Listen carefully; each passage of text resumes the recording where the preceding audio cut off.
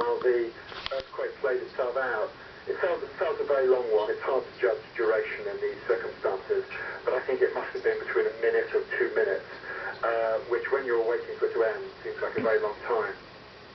Indeed, certainly understand that. I mean, in actual fact, Young La, our reporter there in Tokyo, thought it might be 4 to 5 minutes, but as you say, it's a very difficult thing to judge the timing of this. Now, what is your situation? Where are you now exactly?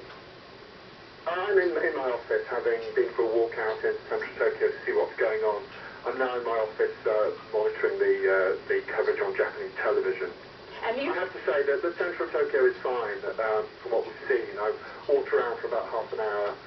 People are calm. A lot of people are still standing around outside, not going into their buildings.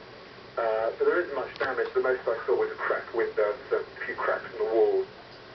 But central Tokyo seems to be all right. Older buildings, I suspect, may have suffered more damage, but it's not obvious from here.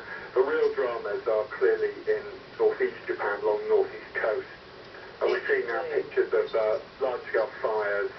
You've seen the waters flooding in some of these northeastern cities.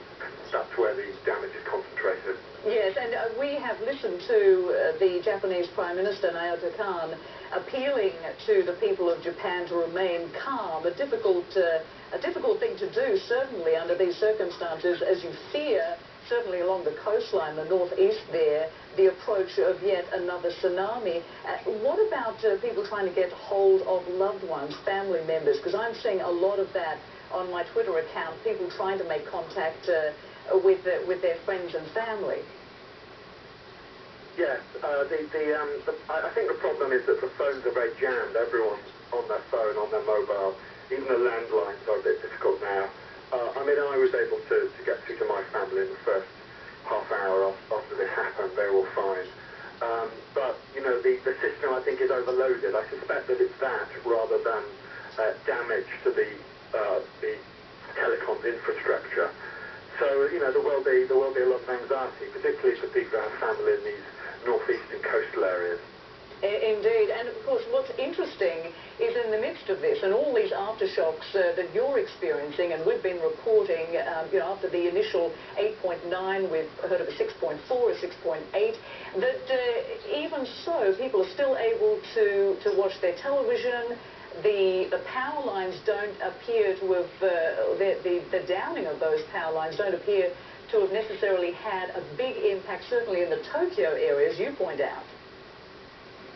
No, Tokyo, from what I can tell, is fine. The damage is really, as I look out of my window, I can't see any damage. There's a big oil fire in a steel refinery to the east.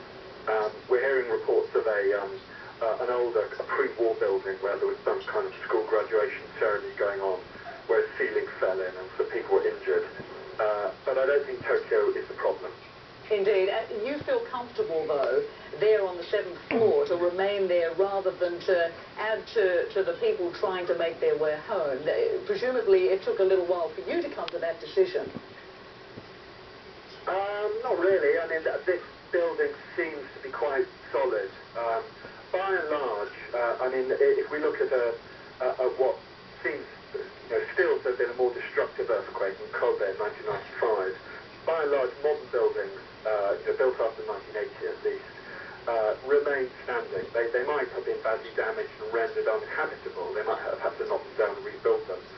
But, you know, fingers crossed, and I hope these aren't famous last words, the big modern buildings absorb the shock. The danger, I mean, personally, I always feel that the danger is being on the street, you know,